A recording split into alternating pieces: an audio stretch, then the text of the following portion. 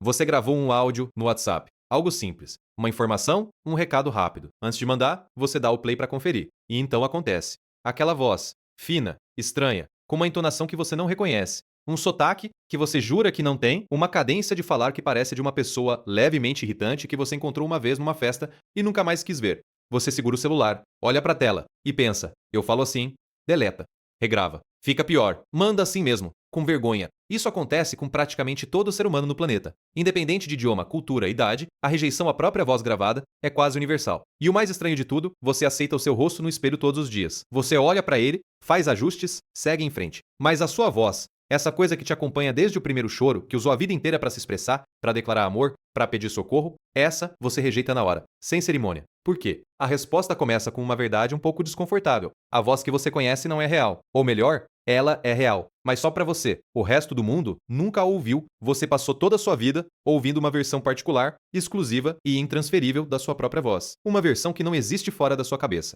literalmente. E quando o celular reproduz o áudio, ele não distorce nada. Ele não tem defeito. Ele simplesmente te apresenta pela primeira vez a voz que todo mundo sempre conheceu, menos você. Para entender por que isso acontece, você precisa entender como o som funciona. Quando alguém fala, as cordas vocais vibram e produzem ondas sonoras. Essas ondas viajam pelo ar, entram pelo ouvido de quem escuta e o cérebro interpreta aquilo como voz. Simples. Mas quando você fala e se ouve ao mesmo tempo, acontece algo diferente. O som não chega até você só pelo ar. Ele tem um atalho, as vibrações produzidas pelas suas cordas vocais percorrem os tecidos e os ossos do seu próprio crânio, direto até a cóclea, que é o órgão responsável por transformar a vibração em som. Esse caminho se chama condução óssea e ele muda tudo. Os ossos do seu crânio funcionam como um amplificador natural das frequências mais baixas da sua voz. É como se você tivesse um subwoofer embutido na própria cabeça. Sabe aquele grave que você sente quando coloca um fone bom e a música parece te envolver por dentro? É mais ou menos isso que acontece toda vez que você fala. A voz que você ouve de si mesmo é uma mistura. Parte pelo ar, parte pelos ossos. E essa mistura é mais grave,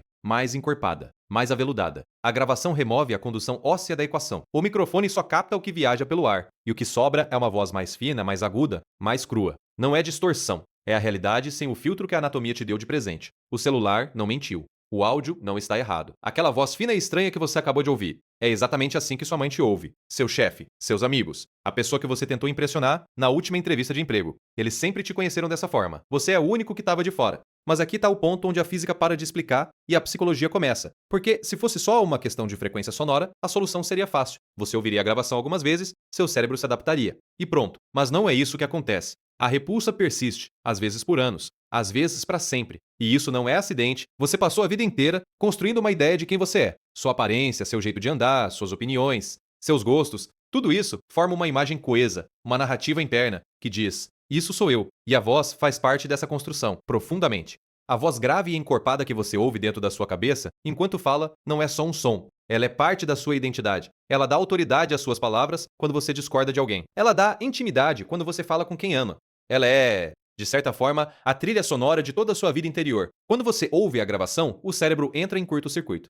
Aquela voz pertence a você, você vê sua boca se mover, você lembra das palavras que disse, mas não parece você. Não ressoa com a imagem que você tem de si mesmo. Os psicólogos chamam isso de dissonância cognitiva. Duas informações contraditórias tentando coexistir ao mesmo tempo. E o resultado é aquela sensação específica e horrível de estar vendo um impostor no seu lugar. Não é vergonha comum, é algo mais fundo. É uma rachadura temporária na narrativa de quem você acredita ser. E aqui está a parte que fica com você depois que o vídeo acaba. Existe uma versão de você que você nunca vai conhecer. Não importa quantas gravações você ouça. Não importa quantas vezes você se force a assistir seus próprios vídeos ou a escutar seus próprios áudios. Você sempre vai processar essas informações de fora como um observador desconfortável. A versão que as outras pessoas conhecem, a voz que chega nos ouvidos delas, pelo ar, sem filtro ósseo, sem o subwoofer do crânio, essa versão é inacessível para você. Você está preso dentro de uma anatomia que garante que você sempre vai se ouvir de um jeito que mais ninguém ouve. Você nunca vai se conhecer exatamente da mesma forma que o mundo te conhece. E talvez isso valha a pena deixar assentar, porque no fundo,